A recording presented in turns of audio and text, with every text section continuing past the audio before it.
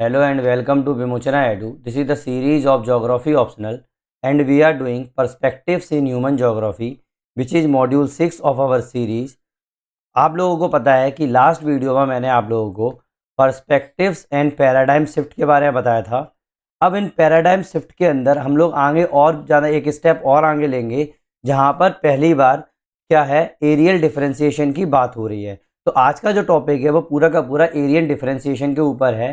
इससे पहले क्या इंपॉर्टेंस है वो समझ लो भाई। पहले तो मैं इतना इंपॉर्टेंट क्यों करवाने वाला हूँ, क्योंकि मैं आप लोगों को प्रॉमिस कर चुका हूँ कि 100% एग्जाम बेस्ड आप लोगों के नोट्स होंगे।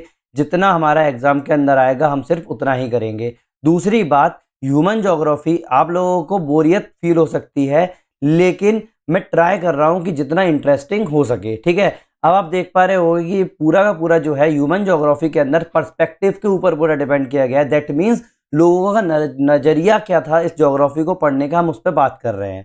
तो एरियल डिफरेंशिएशन जो टॉपिक है वो हम लोगों के एग्जाम में कई बार आ चुका है और इतना सिंपल टॉपिक है और लोगों को क्या लगता है कि बहुत टफ है।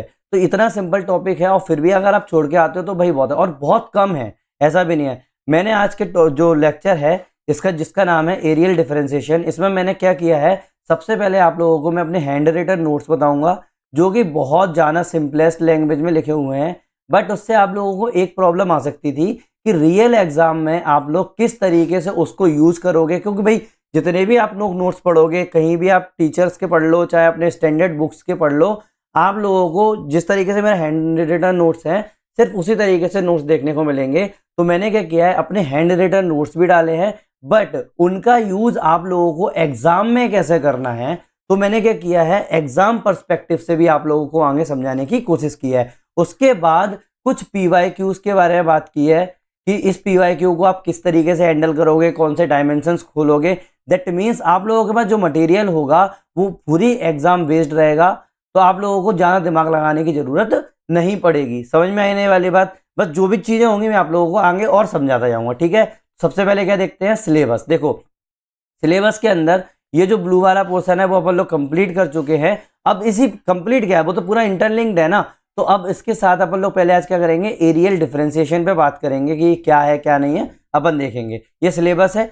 नेक्स्ट यूनिट नंबर 10 में भी थोड़ा सा दिया गया है, वो भी अपन लोग आगे पढ़ेंगे। ये कंप्लीट नहीं है, अभी अपन कर रहे हैं। ठीक है, पीवाईक्यू देखो क्या अपना आया हुआ है। देखो राइट शॉर्ट नोट आ गया है, critically examine the changing perspective and concept of areal differentiation, areal differentiation. ठीक है, sequential development of areal differentiation, है कि नहीं। तो इस तरीके से क्वेश्चन आए हुए हैं। लास्ट टाइम आई थिंक 2019 में आया था, अभी एग्जैक्ट मुझे याद नहीं है, मैं आप लोगों को बाद में बता लूंगा या फिर आप लोग देख लेना, इंटरनेट पर सब मिल जाता है आप लोगों को। ठीक है, ये आप लोगों के पीवाईक्यू क्वेश्चन है। That means it is one of the important topic है और सिंपलेस्ट टॉपिक है। समझ में आने वाली बात नॉर्मली। देखो अब स्टार्ट करते हैं। पहले अपन हैंड रिटन नोट्स देख लेंगे, उसके बाद मैं आप लोगों को पूरा एग्जाम बेस्ड तैयारी कराने की कोशिश करूंगा। क्यों? क्योंकि हैंड रिटन नोट से आप लोगों को बहुत अच्छी तरीके से समझ में आएगा। समझ में आया ना। चलो स्टार्ट करते हैं। एरियल डिफरेंशिएशन क्या है भाई, एक ज्योग्राफर थे जिनका नाम था हार्टॉन। क्या नाम था? हार्टस्टोन। HARTSHORNE। ठीक है, ये नाम है उनका, हार्टस्टोन। ठीक है, हार्टस्टोन थे। 1939 में इन्हें एक बुक लिखी जिसका नाम था नेचर ऑफ ज्योग्राफी। क्या था? Nature of geography. तो किसने किया एरियल डिफरेंशिएशन की सबसे पहली बात, किसने की? हार्टस्टोन ने की 1939 में, जिसने एक बुक लिखी नेचर ऑफ ज्योग्राफी। इसके अंदर अगर मैं बात करूं एरियल डिफरेंशिएशन का मतलब क्या है भाई, areal differentiation known as chorology. क्या बोलते हैं इसको?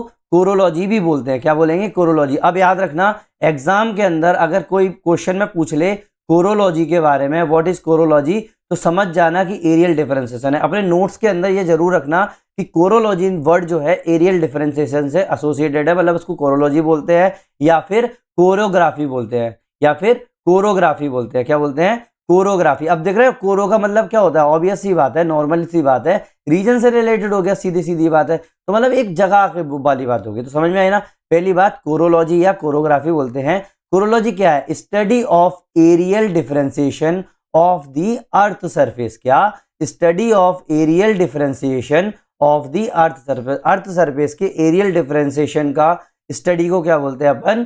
कोरोलॉजी या फिर chorography. The environment, topography, culture, language, human activity and human requirement. क्या? चाहे अपना इन्वायरमेंट ले लो, टोपोग्राफी ले लो, कल्चर ले लो, लैंग्वेज ले लो, ह्यूमन एक्टिविटी ले लो और ह्यूमन रिक्वायरमेंट ले लो, चाहे कुछ भी अगर बात करोगे तो ये यूनिफॉर्म तो है नहीं है हर जगह पर अर्थ पर। Hence it is not prudent और suitable to make the standard model, मतलब ये सूटेबल नहीं है कोई भी स्टैंडर्ड मॉडल बनाने के लिए, ये फिक्स नहीं है ना, या फिर कोई भी थ्योरी नहीं बना सकते। ये क्या है, ये गैप लग गया था ना इसीलिए मैंने यहाँ पर किया, ये पूरा इसी के बाद ही है। और ठीक है, जो लोग नोट्स बना रहे हैं उन लोगों को बता दूं, मॉडल और थ्योरी मतलब आप लोग सूटे, ये अगर आप बात करो कि इन्वायरमेंट की, topography, culture, language, human activity या ह्यूमन रिक्वायरमेंट, इनकी अगर आप लोग एक मॉडल बना के तैयार कर पाओ, थ्योरी बना पाओ, तो भाई ये तो पॉसिबल ही नहीं है ना, क्योंकि ये प्रूडेंट नहीं है। ऑब्वियसली बात है, to study development for all geographical area, सारी जगह पर। इन सिंपल वर्ड अगर मैं सीधी सीधी बात करूं, द डेवलपमेंट या study model of the plain area can not suitable for the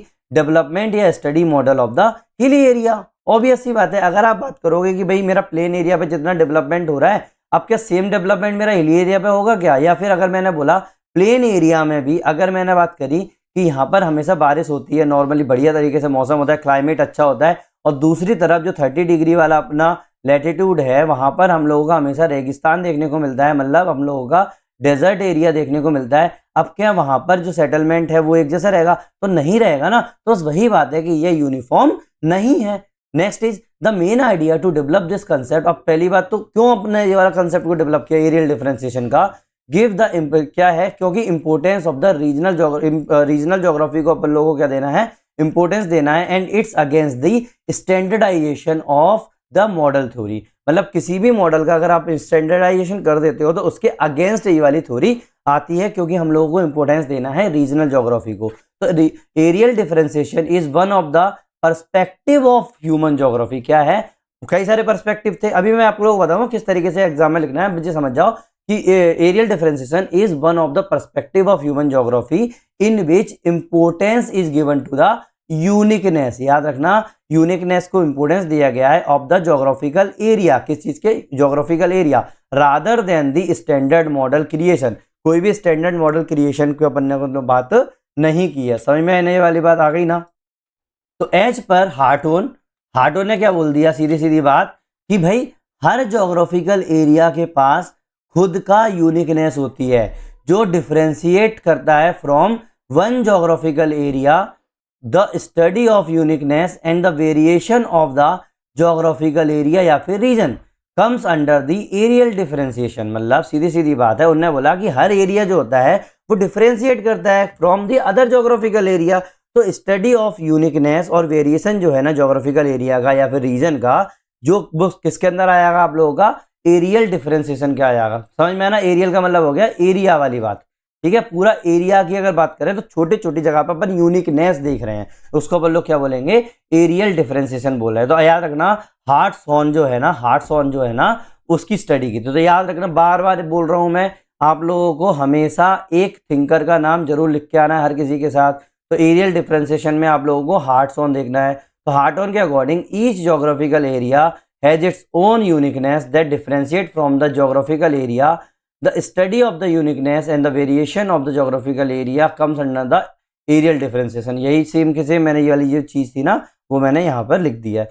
3 principal हैं जो आप लोगों के एरियल डिफरेंशिएशन में यूज किए गए हैं।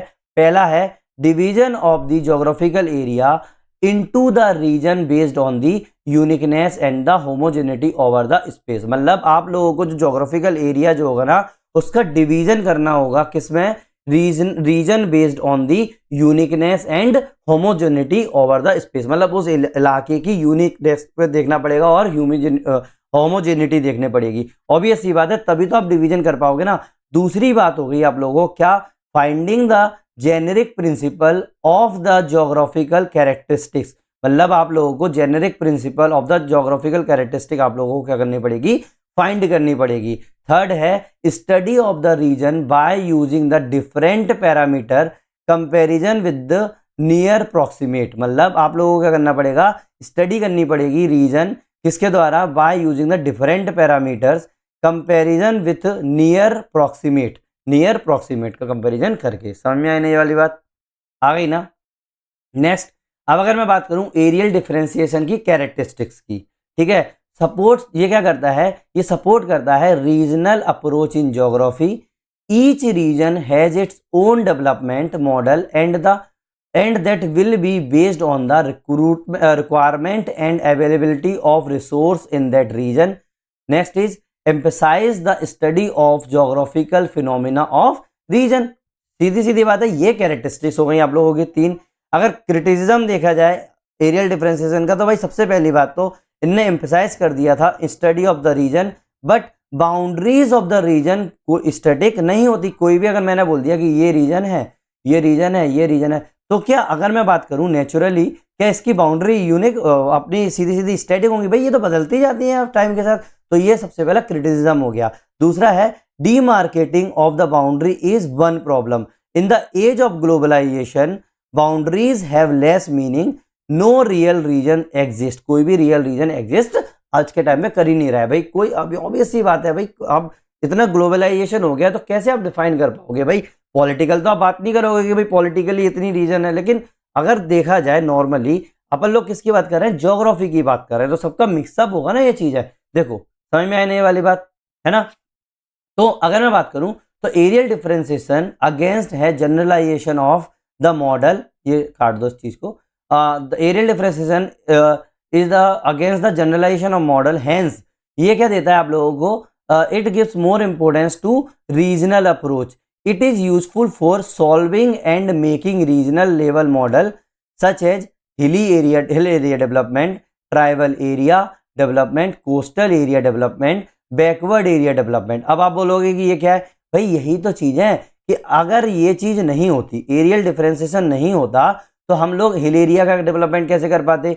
ट्राइबल एरिया का डेवलपमेंट, कोस्टल एरिया का डेवलपमेंट, बैकवर्ड एरिया का डेवलपमेंट। तो ये सब आपको क्या कर रहा है? हेल्प कर रहा है ये चीज़, ऐसे मॉडल्स में हेल्प कर रहा है। इंडिया के अंदर अगर मैं बात करूं तो in India planning to develop 100 smart city, the same model can not be applied in all the smart city. आपको पता है स्मार्ट सिटी मॉडल चल रहा है, तो एक सिंपल एक सेम मॉडल हम लोग क्या है हर स्मार्ट सिटी में तो अप्लाई नहीं कर सकते भाई। Each city has its own importance. जैसे एग्जाम्पल के तौर पर देखा जाए वाराणसी स्मार्ट सिटी की अगर बात करोगे तो रिलीजन सिटी है, importance should be given to the Ganga ghat, Varanasi, sari industries etcetera. और अगर मैं बात करूं कानपुर स्मार्ट सिटी की, तो इंडस्ट्रियल सेंटर सिटी हो गया ये। तो इंपॉर्टेंस किसको देना पड़ेगा अपन लोगों को? Textile, leather industry, water conservation for the textile and leather industry, water treatment plant needed to avoid water pollution etcetera. तो areal differentiation can help to reduce the social disparity by regional planning. समझ में आने वाली बात? ये आप क्या कर सकते हैं? ये केस स्टडी के रूप में यूज कर सकते हैं। अब देखो नॉर्मली मैं चाहता तो दूसरे टीचर्स की तरह आप लोगों को यहाँ पे बोल देता कि आप लोगों का एरियल डिफरेंशिएशन यहाँ पे खत्म हुआ, लेकिन मुझे पता है कि आप लोगों ने ह्यूमन ज्योग्राफी अभी स्टार्ट ही की है, ये अपना 4th लेक्चर है इसके अंदर, और आप लोग इससे माइंड में डेवलप ही नहीं कर पाओगे, एग्जाम के अंदर लिखोगे कैसे, है कि नहीं है?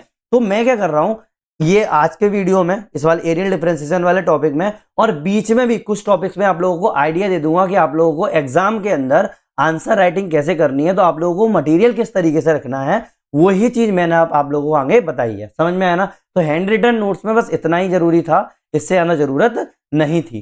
तो अब मैं क्या करूंगा, अब पूरा का पूरा एग्जाम बेस्ड जो आप लोगों के नोट्स तैयार होंगे ना, पूरे के पूरे एग्जाम बेस्ड रहेंगे। वही लैंग्वेज आप लोगों को लिख के आनी है, क्योंकि लोग यही गलती करते हैं कि उसको एक स्टोरी की तरह लिख के आ जाते हैं और आप लोगों को मार्क्स नहीं मिलते हैं।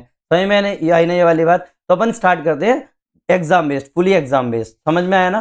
देखो एरियल डिफरेंशिएशन की अगर मैं बात करूं तो एरियल डिफरेंशिएशन क्या होता है, इसको अपन लोग कोरोलॉजी भी बोलते हैं, मैंने अभी आप लोगों को समझाया था। तो ये क्या है? The study of how and why different part of the earth surface differ from one other. भाई कहाँ, कैसे और क्यों, कैसे और क्यों जो है अर्थ का सरफेस है ना, वो दूसरे सरफेस से कैसे अलग हो रहा है in terms of the physical, चाहे कैसा भी हो, चाहे फिजिकल हो चाहे ह्यूमन फिनोमेना हो, and how this differences are spatially organized. मतलब ये इनको अलग अलग तरीके से ऑर्गेनाइज कैसे कर पा रहे हैं, तरीका नहीं मतलब अलग अलग जगह पर ऑर्गेनाइज कैसे कर पा रहे हैं। तो हार्टन ने क्या बोल दिया, हार्टन थे ना इनके 1939 के अंदर इन्हें दिया था हार्टन ने, याद रखना, the study of the areal differentiation is the heart of geography. ये हार्टन ने बोला है कि भाई ज्योग्राफी का हार्ट है ये, अगर अपन एरियल डिफरेंशिएशन की अगर बात कर रहे हैं तो समझ में आने वाली बात। तो ये आप अपने इंट्रो में लिख के आ सकते हो, मैंने सब जगह ये लिखी है। तो भाई रूट्स क्या है, अब अपन लोग क्यों कर रहे हैं इस चीज को, तो आप लोगों को पता है मैंने आप लोगों को क्या बताया था नॉर्मली, आप लोगों को अभी लास्ट वीडियो में मैंने क्या बताया था, पैराडाइम शिफ्ट बताया था। तो पैराडाइम कून का पैराडाइम शिफ्ट बताया था, तो उसमें मैंने क्या बताया था कि भाई क्लास किस तरीके से आगे बढ़ रही है कि नहीं है। तो कहाँ से स्टार्ट हुआ है भाई, पहले सबसे पहले क्लासिकल एक्सप्लोरर थे, हम्बोल्ट थे, रिचर्ड थे। फिर उसके बाद विडेल दे ला बिला ने क्या किया, इसको पे किया, मतलब क्लासिकल एक्सप्लोरर थे। फिर इनने क्या किया, विडेल दे ला ब्लास ने क्या किया, इसको थोड़ा सा और ज़्यादा ऑर्गेनाइज किया। उसके बाद पहले क्लासिकल एक्सप्लोरर से आके जैसे इनने पे किया, हार्टोन सिस्टमेटाइज किया, हार्टोन ने सिस्टमेटाइज किया एरियल डिफरेंशिएशन को या फिर कोरोलॉजी को as a geography central task, 1939 में आया। समझ में आने वाली बात। Now sequential development short flow की अगर मैं बात करूं, देखो अगर मैं बात करूं नॉर्मली, क्या आप क्या कर सकते हो, सिक्वेंशियल डेवलपमेंट है ना, अगर कहीं भी आया है तो कहीं भी सिक्वेंशियल डेवलपमेंट पूछ लिया जाए एग्जाम के अंदर, तो आप ये वाला क्या कर सकते हो, फ्लो चार्ट बना सकते हो। ये फ्लो चार्ट था, मैं लिखना भूल गया, शॉर्ट फ्लो चार्ट है ये। क्या करोगे भाई, सबसे पहले क्या आया, एक्सप्लोरेशन हुआ, डिस्क्रिप्शन, मतलब एक्सप्लोरेशन में क्या था, डिस्क्रिप्शन देते थे। तो उसके बाद एरियल डिफरेंशिएशन आया, मतलब कोरोलॉजी आया, इसीलिए अपन लोग एरियल डिफरेंशिएशन सबसे पहले पढ़ रहे हैं। फिर अपन लोग क्या देखेंगे, फिर रीजनल ज्योग्राफी आया, रीजनल सिंथेसिस हुआ ना, तो रीजनल सिंथेसिस अपना नेक्स्ट वीडियो हो जाएगा। तो यही चीज सिक्वेंस चलता आ रहा है। फिर चैलेंज बाय दी क्वांटिटेटिव या स्पेशल साइंस, मतलब फिर उसके बाद क्वांटिटेटिव आ गया, रिवॉल्यूशन। फिर बिहेवियरल या ह्यूमनिस्टिक क्रिटिक्स के बारे में बात हुई। फिर उसके बाद कंटेम्प्रेरी इंटीग्रेटेड अप्रोच हुआ, पॉलिटिकल इकोलॉजी, प्लेस स्टडी। तो आप लोगों को पता है ना, जब मैंने आप लोगों को पैराडाइम वाला बताया था तो उसके अंदर मैंने पूरी की पूरी क्रोनोलॉजी बता दी थी। तो ये आपको कहाँ पर यूज करके आना है, सिक्वेंशियल डेवलपमेंट के अंदर यूज करके आना है। अगर आया था तो ठीक है, नहीं है तो सिर्फ इतना लिख देना रूट्स के बारे में इंट्रो के अंदर, अगर 10 नंबर का आता है तो। समझ में आया ना। अब देखो मैंने उसमें कैरेक्टरिस्टिक आप लोगों को 3 बताई थी, लेकिन क्या बताता है कि स्टोरी की तरह, लेकिन एग्जाम के अंदर अगर आप स्टोरी की तरह लिख के आते हो ना तो आप लोगों के मार्क्स कम आएंगे। तो कम से कम 5-6 कैरेक्टरिस्टिक्स लिख लो, और कुछ कीवर्ड्स हैं जो मैंने लिखे हुए हैं, कुछ कीवर्ड्स हैं, वो कीवर्ड्स जरूर लिख के आना उसके अंदर, उससे आप लोगों को हर पॉइंट पे एक मार्क्स मिलने ही मिलने वाला है। तो किसी ने पूछ लिया एरियन डिफरेंशिएशन की कैरेक्टरिस्टिक्स, तो क्या करोगे, यूनिक कंपोजिशन है पहली कैरेक्टरिस्टिक, मतलब उसको आप सिंथेसिस बोल सकते हैं। ये कीवर्ड है, याद रखना, सिंथेसिस क्या है, ये सिंथेसिस एक कीवर्ड है। तो उसका मतलब क्या है, यूनिक कंपोजिशन, सिंथेसिस का मतलब हो गया ईच एरिया या region defined by the unique combination of physical and human element, है कि नहीं। हर एरिया या रीजन जो है वो डिफाइन होता है किसके द्वारा, unique combination of physical and human element के द्वारा। सेकंड है हेट्रोजेनिटी, क्या है, हेट्रोजेनिटी। तो earth surface is not uniform, earth surface uniform नहीं है, एम्फसाइज ऑन डिफरेंसेस, है कि नहीं है, तो इसलिए हेट्रोजीनियस है, ऑब्वियस सी बात है। तो हेट्रोजीनिटी है कि नहीं, होमोजीनियस नहीं है, हेट्रोजीनियस। तो ये कीवर्ड दिमाग में रखना है, हेट्रोजीनिटी। फिर इंटीग्रेटिव अप्रोच, क्या है, इंटीग्रेटिव अप्रोच का मतलब हो गया कंबाइन करता है ये फिजिकल एंड ह्यूमन फिनोमिना को इनटू द रीजनल आइडेंटिटी। क्या है कि अभी अब तक अपन लोग क्या बात कर रहे थे, केवल फिजिकल की बात कर रहे थे और कभी कभी केवल ह्यूमन की बात कर रहे थे, लेकिन ये जो है वो कंबाइन कर रहा है फिजिकल और ह्यूमन फिनोमिना को इनटू द रीजनल आइडेंटिटी, एक ह्यूमन को एक रीजनल आइडेंटिटी दे रहा है। तो मतलब ये आप लोगों का कीवर्ड हो गया इंटर डिसिप्लिनरी, क्या, इंटर डिसिप्लिनरी अप्रोच। तो सीधे बात इंटीग्रेटिव लिख सकते हो, इंटर डिसिप्लिनरी लिख सकते हो, तो ये कीवर्ड हो गया। नेक्स्ट है स्पेशल रिलेशनशिप, क्या, स्पेशल रिलेशनशिप। ये स्पेशल नहीं है, स्पेशल मतलब आप लोगों का लैंड से रिलेटेड है ये, ठीक है, एक जगह पर। तो मतलब ये क्या हो जाएगा, focus on spatial arrangement and inter relationship with region, एक रीजन के साथ रिलेशनशिप, मतलब स्पाशियल ऑर्गेनाइजेशन। याद रखना इसकी स्पेलिंग बार बार SPE नहीं वाली बात की नहीं, SPATIALI है, ठीक है। तो एक एरिया से रिलेटेड बात हुई है। नेक्स्ट इज स्केलर फ्लेक्सिबिलिटी, मतलब एप्लीकेबल टू माइक्रो, मतलब ये पेज है, टू मैक्रो फॉर्मल रीजन की बात कर रहे हैं, लेवल जैसे स्केल, बिल्कुल स्केल रहता है पूरा माइक्रो से लेके क्या मैक्रो तक आप लोगों का वो होता है। Next is functional and formal aspect, क्या, फंक्शनल एंड फॉर्मल एस्पेक्ट। तो क्या रिकॉग्नाइज करता है formal boundary and functional linkages को उसके। तो ये आप लोगों को क्या हो गई, कैरेक्टरिस्टिक हो गई। ये वाले कीवर्ड्स दिमाग में रखना, अपने नोट्स में ये चीजें रखो, आपको एग्जाम के अंदर यही लाइंस लिख के आनी है। आ गई ना बात समझ में। नेक्स्ट इज क्यों है एरियल डिफरेंशिएशन, इतना मैटर क्यों कर रहा है, आप लोग क्यों कर रहे हैं भाई? थ्योरेटिकल, पहली बात तो क्या हो गया आप लोगों का, theoretical justification for studying regions and regional geography.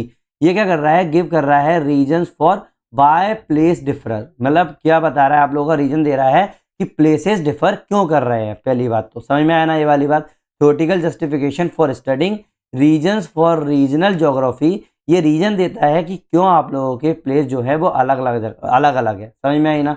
दूसरा है पॉलिसी एंड प्लानिंग इंपोर्टेंस। क्या है, पॉलिसी एंड प्लानिंग इंपोर्टेंस। ये क्या बता रहा है, regional differentiation help identify development priorities, resources planning and regional inequalities. क्या, ये क्या कर रहा है आप लोगों का, resources planning and regional inequalities में आप लोगों को क्या कर रहा है, प्रोवाइड करवा रहा है। तो रीजनल डिफरेंसेस हेल्प कर रहा है आइडेंटिफाई करने में, क्या, development priorities, resource planning and regional inequalities. तो इस तरीके से आप लोगों को पॉलिसीज एंड प्लानिंग का इंपोर्टेंस मिल गया। नेक्स्ट इज, ये एक्सप्लेन कर रहा है स्पाशियल पैटर्न को। क्या, जैसे स्पाशियल पैटर्न, जैसे एग्रीकल्चर हो गया, इंडस्ट्री हो गया, अर्बनाइजेशन हो गया, डिफर कर रहा है across the region because differentiate कर रहा है इनपुट को, जैसे climate, soil, culture, history. Obvious ये बात है कि भाई एक बात बताओ, एग्रीकल्चर कहाँ होगा, जहाँ पर बारिश ज़्यादा होगी, इंडस्ट्री कहाँ होगी, जहाँ पर आप लोगों को बारिश कम होगी, है कि नहीं, पूरा का पूरा उस पर डिपेंड कर रहा है ना। तो ये सब तीनों चीज़ें आप लोगों को, ये मैटर है अपना। तो एग्जाम में अगर आप लोगों को लिखना है लाइन, तो ये भी लिख दिया मैंने यहाँ पे। ये प्रोवाइड करता है robust framework for linking theory और टू इंडियन एग्जाम्पल। बिल्कुल इंडियन एग्जाम्पल के साथ बिल्कुल कर रहा है। आईजीपी इंडिया क्या बोलते हैं, Indus Ganga plain, Indus Ganga plain ये है, Indus Ganga plain versus Deccan, western ghat versus coastal plain. तो ऑब्वियस ही बात है, तो इस तरीके से तो अपन डिफरेंशिएट कर पा रहे हैं ना, तो वही बात हो गई। नेक्स्ट इज चेंजिंग पर्सपेक्टिव, मतलब क्रिटिकल एवोल्यूशन अगर देखोगे तो सीधी सी ये बात है, पर्सपेक्टिव तो चेंज होगा ही ना। तो क्लासिकल या रीजनल की अगर मैं बात करूं, क्लासिकल या रीजनल कौन थे भाई, हार्टन या वाइडल की विडाल है। एम्फेसिस किया इनने area uniqueness and regional synthesis के ऊपर। क्या, हार्टन ने किसके ऊपर किया भाई, area uniqueness and regional synthesis के ऊपर। तो उसका मतलब एरियल डिफरेंशिएशन सेंट्रल कर दिया। फिर आया इसके बाद, अब ये देखो नॉर्मली ये यहाँ तक अपना वो हो गया, फिर इसके बाद क्या है आप लोगों का, क्वांटिटेटिव चैलेंजेस आए 1950 से लेके 70s के बीच में।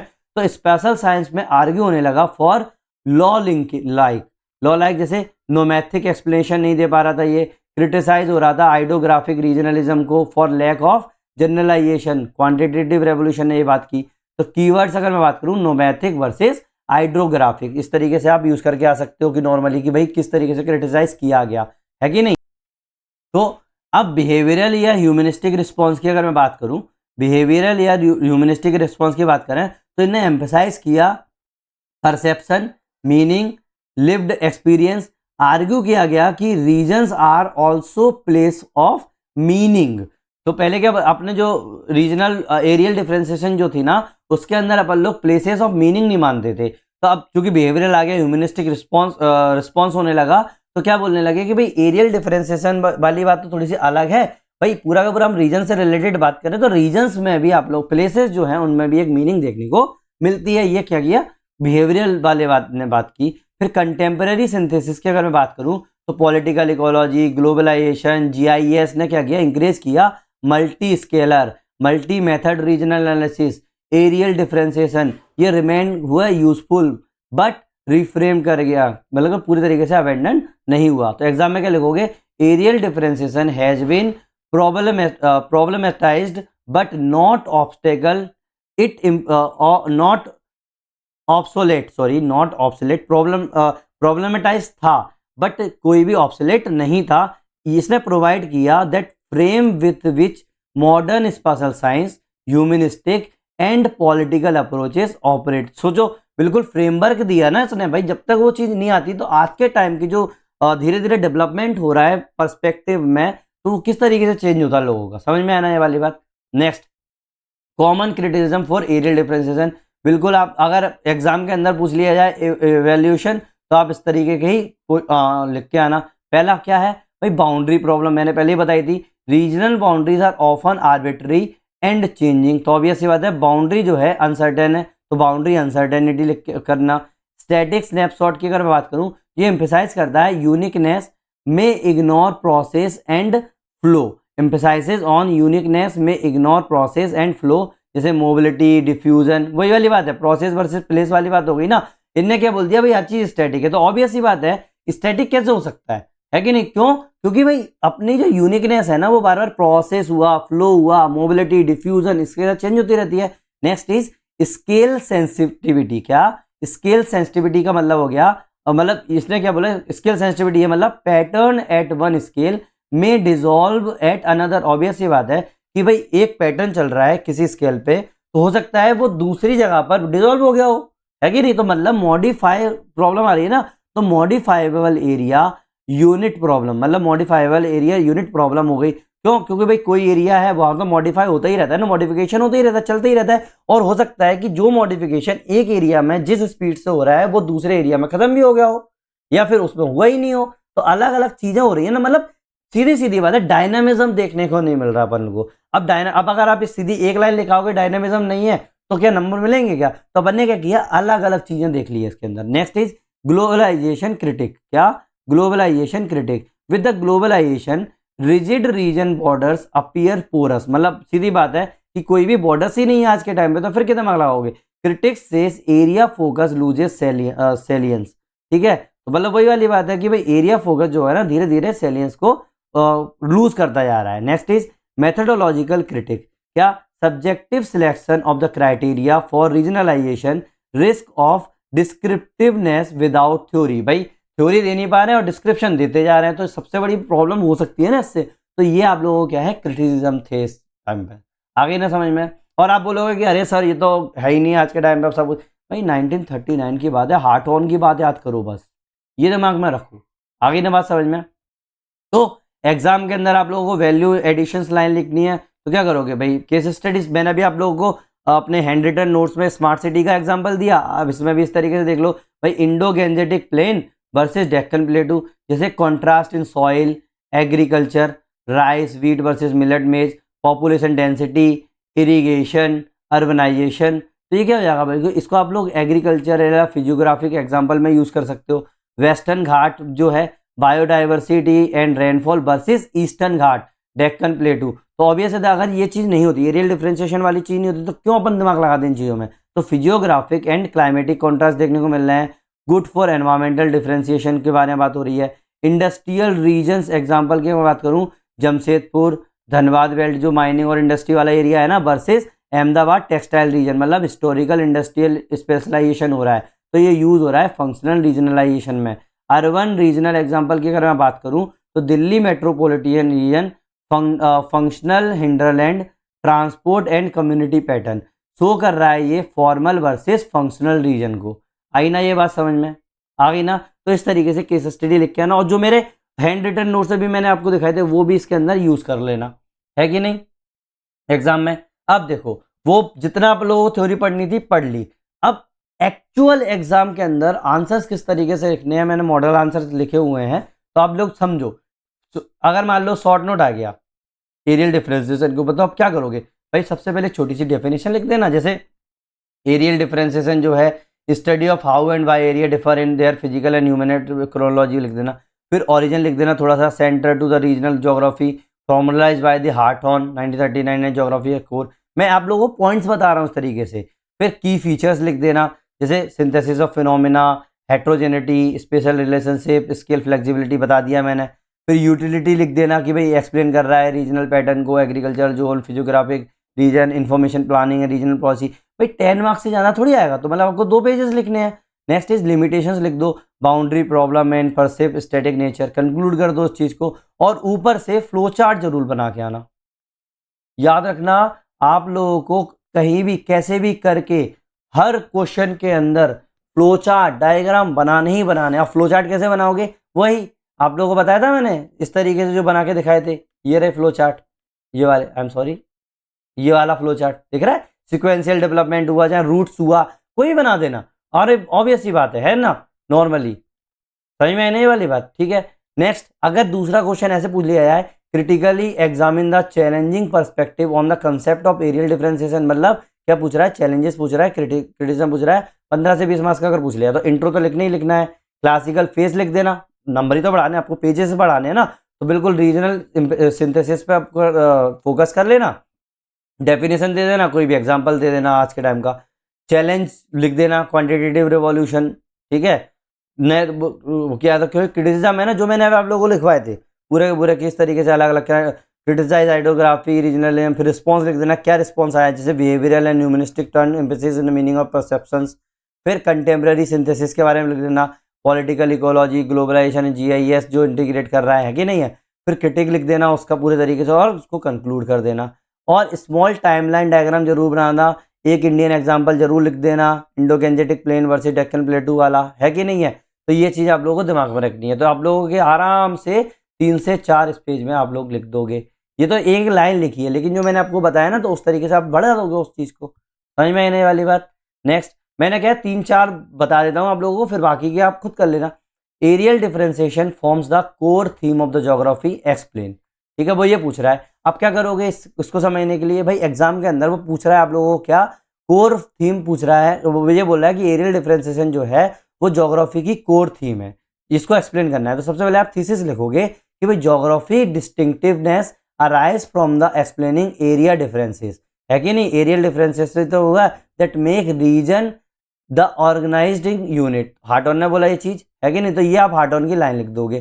फिर सपोर्ट पॉइंट लिख दोगे क्या, provide synthesis of the environment society, underpinning regional planning policy, explain करता है डिस्ट्रीब्यूशन ऑफ फिनोमेना जैसे सेटलमेंट, इंडस्ट्री, ऐसी इसी। फिर जो चीज आप लोगों ने सपोर्ट पॉइंट लिखना है उसी के आप काउंटर पॉइंट लिख देना कि भाई पोस्ट क्वांटिटेटिव जो क्रिटिक्स थे, आर्ग्यू थे, ठीक है, प्रोसेस बियॉन्ड रीजन। अब देखो ये जो क्रिटिक्स है ना, हो सकता है आप लोगों के माइंड में अभी नहीं घुस रही हो, लेकिन धीरे धीरे जैसे जैसे अपन आगे बढ़ते जाएंगे ना, जैसे आगे बढ़ने का मतलब है कि मैंने अभी आप लोगों को एरियल डिफरेंशिएशन बताया, फिर रीजनल सिंथेसिस बताऊंगा, फिर आप लोगों को क्वांटिटेटिव रिवॉल्यूशन बताऊंगा, तो आप लोगों को समझ में आएगा कि किस तरीके से पर्सपेक्टिव चेंज हो रहा है। तो जो पर्सपेक्टिव चेंज हो रहा है ना, तो जो पहले आई है वो पर्सपेक्टिव चेंज होके ही तो वो क्रिटिसाइज करके तो चेंज हुआ है ना, तो वो चीज आप लोगों को धीरे धीरे समझ में आने लगेगी। लेकिन कम से कम अपने नोट्स में तो ये चीजें लिख लो ना। अब देखो ये चीज मैंने पूरा डायरेक्ट तो करवाई नहीं है, तो प्लीज ये वाला नोट डाउन जरूर कर लेना, इस चीज को नोट कर लेना कम से कम, कि अगर इस तरीके से कोई क्वेश्चन आता है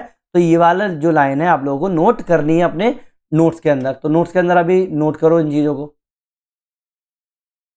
आई होप आप लोगों ने नोट कर लिया पॉज करके, ठीक है, आगे बढ़े। तो अब रिवट्टा अगर करोगे तो contemporary geography integrate process and place area, differentiate करेगी remain of the organization theme but with added method जैसे GIS, स्पेशल एनालिसिस, इस तरीके के, है कि नहीं है। तो कंक्लूजन की अगर बात करोगे तो कोर थीम जो है क्या है, बिल्कुल है, but it is from its form has evolve from the descriptive chorology to the integrative regional study. समझ में आने वाली बात आ गई ना। अगर ये चीज समझ में आ गई तो एक बार कमेंट सेक्शन में ओके जरूर लिख देना टाइम के साथ, समझ में आई। Next is areal differentiation provide theoretical justification for studying region and regional geography. ये आ चुके हैं ये क्वेश्चन, चारों के बताया हूँ। तो क्या करोगे भाई, ट्रू क्या करोगे, थ्योरेटिकल, ट्रू थ्योरेटिकल बेसिस है, तो region defined by unique synthesis of the phenomena, areal differentiation supply conceptual rational. याद रखना ये वाली लाइंस लिख के आया ना, ठीक है। ये भी आप अपने नोट्स में नोट कर लेना, ठीक है। ये मैंने पीछे नोट्स में नहीं लिखवाया इसीलिए बता रहा हूँ। एविडेंसेस क्या हो जाएंगे आप लोगों के, विडेल दे ला ब्लास्ट, पे कंसेप्ट आया इसका, पेस कंसेप्ट, ठीक है। हार्ट ऑन का एम्फेसाइज किया क्रोलॉजी के ऊपर, region as unit and analysis. तो क्रिटिसिज्म की अगर बात करूँ तो regional approach dominated but was later challenge by call for generalisation quantitative, yet region remain as useful analytic unit. Conclusion अगर दोगे तो areal differentiation is theoretical root of regional geography albeit revised by later methodological shift. समझ में आने वाली बात आ गई ना। इस तरीके से लिख के आना है, मैंने आप लोगों को 4 दिखा दिए हैं, बाकी के आप लोगों को आइडिया हो जाएगा। अगर अभी भी कंफ्यूजन है तो मुझे कमेंट सेक्शन में बता सकते हैं, शर्माने की जरूरत नहीं है। मैं ना फिर से आप लोगों को चाहूँ तो वीडियो में, चाहे मैं आप लोगों को कम्युनिटी पोस्ट पर आप लोगों को एक्सप्लेन कर दूंगा कि और किस तरीके से करना है, और आगे वाले वीडियोस में भी मैं कुछ आप लोगों को आइडियाज देता रहूंगा। समझ में आने वाली बात। तो एग्जाम के अंदर जो स्टूडेंट जो है वो कॉमन मिस्टेक क्या करते हैं, पहली बात भाई बहुत लंबा नरेटिव लिख देते हैं हिस्ट्री, और उनको पॉइंट वाइज लिखते नहीं है एग्जाम के अंदर, और वो क्या कर देते हैं, पूरा नरेटिव हिस्ट्री लिख देते हैं। फिर फॉरगेट कर जाते हैं क्या, थिंकर्स के नाम। जैसे इसके अंदर बात कर रहे हैं हार्टॉन, विडल, उस पर लिखते ही नहीं है। कोई ना एग्जाम्पल बनाते हैं ना डायग्राम बनाते हैं। तो आप लोगों को एग्जाम्पल्स जो मैंने आप लोगों को इंडियन एग्जाम्पल्स दिए थे, डायग्राम से आप फ्लो चार्ट बना दो। कुछ भी आप लोगों को, कोई भी आप क्रिएटिव हो तो बना दो, नहीं तो जिस तरीके से मैंने किया उस तरीके से कर लो। फिर पूरा का पूरा जो एरियल डिफरेंशिएशन है ना, उसको केवल और केवल फिजिकल पर ही फोकस दिमाग लगाते हैं। ये भूल जाते हैं कि ह्यूमन और फंक्शनल एस्पेक्ट की भी बात हो रही है। समझ में आई ना ये वाली बात? कोई भी किसी भी बुक में पढ़ लेते हो तो आप लोगों को माइंड चलता ही नहीं है ना एग्जाम के अंदर, तो फिजिकल एस्पेक्ट में सोचते हो।